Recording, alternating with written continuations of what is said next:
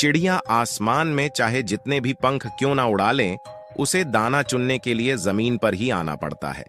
और उसी तरह हवा में उड़ने वाले बांग्लादेश के मोहम्मद यूनुस का जब दिमाग ठंडा हो गया है तो वह दाना चुनने के लिए भारत आ रहे हैं।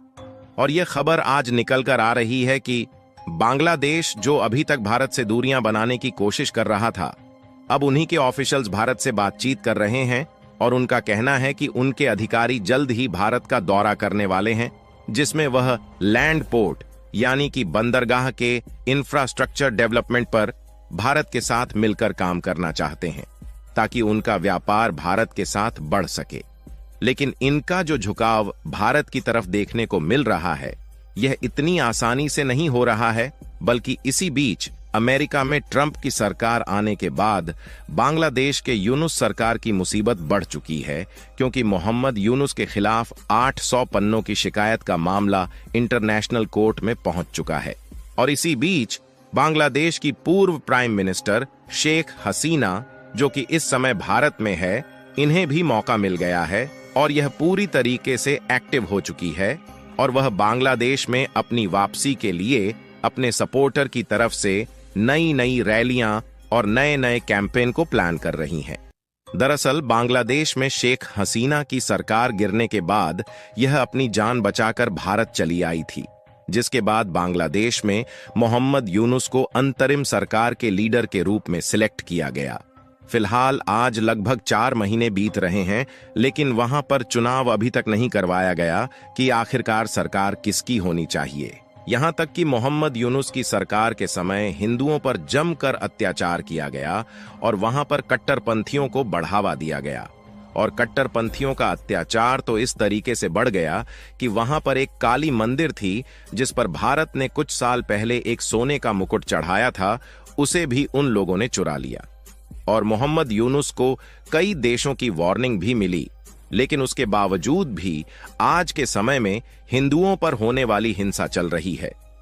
ऐसे में जब यूनुस जी अपने देश को कंट्रोल नहीं कर पा रहे हैं, तो वहां पर चुनाव करके नई सरकार को सेलेक्ट करना चाहिए जो कि सभी के हित में हो। लेकिन ऐसा करने के बजाय हाल ही में मोहम्मद यूनुस का जो सत्ता में रहने का कार्यकाल है, उसे और भी ज्यादा बढ़ा दिया गया, जिसमें आधी अधूरी तानाशाही तो पहले से ही देखने को मिल रही है। और एक्सपर्ट के द्वारा दावा किया जा रहा है कि पूरी तरीके से बांग्लादेश को तानाशाह देश बनने से कोई भी नहीं रोक सकता। हालांकि अभी तक मोहम्मद यूनुस का सीधे तौर पर सपोर्ट करने के लिए अमेरिका के प्रेसिडेंट बाइडेन उनके कंधे पर हाथ धरकर खड़े हुए थे, जिससे भारत की धमकियों का असर बांग्लादेश पर नहीं पड़ रहा था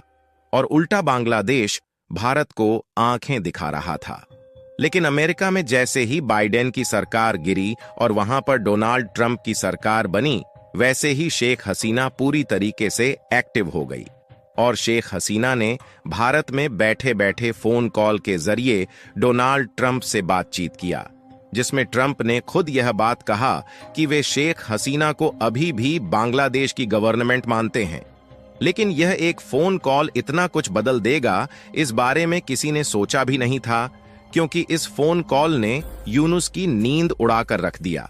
क्योंकि डोनाल्ड ट्रंप ने सरकार बनने से पहले ही बांग्लादेश को इस बात की धमकी दी थी कि जिस तरीके से अत्याचार हिंदुओं और बाकी अल्पसंख्यकों पर हो रहा है, उसे वह बिल्कुल भी सहने वाले नहीं है। और अब मोहम्मद यूनुस के साथ क्या किया जाएगा, इसका फैसला जल्द ही दुनिया के सामने होगा। क्योंकि अमेरिका में ट्रंप की सरकार आते ही मौके पर चौंका मारते हुए बांग्लादेश में अवामी लीग के नेताओं ने प्रॉपर 800 पन्ने की शिकायत तैयार किया और उसे इंटरनेशनल कोर्ट में भेज दिया गया है, जिससे यूनुस सरकार के ऊपर मुसीबत के बादल मंडराने लगे हैं। लेकिन इसी बीच जब बांग्लादेश में यूनुस के ऊपर आफत टूट पड़ी है, तो वहीं भारत के लोगों में जश्न भी देखने को मिल रहा है, क्योंकि खबर निकल कर आ रही है कि बांग्लादेश में उथल पुथल के बीच इंडियन गारमेंट एक्सपोर्टर का खूब फायदा हो रहा है और अकेले सितंबर महीने में 17.3% की ग्रोथ देखने को मिली है। यानी कि बांग्लादेश की उथल पुथल कहीं ना कहीं भारत की टेक्सटाइल इंडस्ट्री को फायदा पहुंचा रही है, जिससे यह सिर्फ भारत की इकोनॉमी के लिए ही फायदेमंद नहीं है, बल्कि इसका असर स्टॉक मार्केट पर भी पड़ रहा है। दरअसल अमेरिका में ट्रंप की सरकार आने से शेख हसीना पावर में आई तो शेख हसीना के जो सपोर्टर थे उन्होंने एक बड़े लेवल पर प्रोटेस्ट करना शुरू कर दिया, जिसमें हजारों लोग रैलियों में निकलकर यूनुस के खिलाफ नेक्स्ट इलेक्शन की डिमांड करने लगे। फिलहाल यूनुस के साथ क्या करना है इसका डिसीजन तो इंटरनेशनल कोर्ट में हो ही जाएगा, लेकिन अब इस बात की भी उम्मीद बढ़ गई है कि शेख हसीना की सरकार वापस बांग्लादेश में लौट सकती है, क्योंकि मोहम्मद यूनुस के आने के बाद बांग्लादेश की इकोनॉमी पूरी तरीके से खराब हो चुकी है और कहा जा रहा है कि केवल भारत ही एक ऐसा देश है जो कि बांग्लादेश की इकोनॉमी को चाहे तो संभाल सकता है, लेकिन भारत बांग्लादेश की इकोनॉमी में मदद तभी कर पाएगा जब शेख हसीना की सरकार बनेगी, क्योंकि कोई छोटी मोटी नहीं बल्कि $8 बिलियन का बकाया भारत की ऐसी बिजली सप्लाई पर हो चुका है जिस बिजली लाइन के जरिए सिंचाई, कारखाने और ट्रांसपोर्टेशन तक बिजली सप्लाई किया जाता है, जिसमें इन्हें अपनी इकोनॉमी संभालने के लिए भारत के हेल्प की काफी ज्यादा जरूरत है। और शायद यह बात अब यूनुस जी को भी समझ में आ रही है, इसलिए उन्होंने हाल ही में भारत के साथ एक बंदरगाह के इंफ्रास्ट्रक्चर डेवलपमेंट पर एक साथ मिलकर काम करने का फैसला लिया है। इस वीडियो के बारे में आपका क्या कहना है? अपनी राय हमें कमेंट करके जरूर बताइएगा।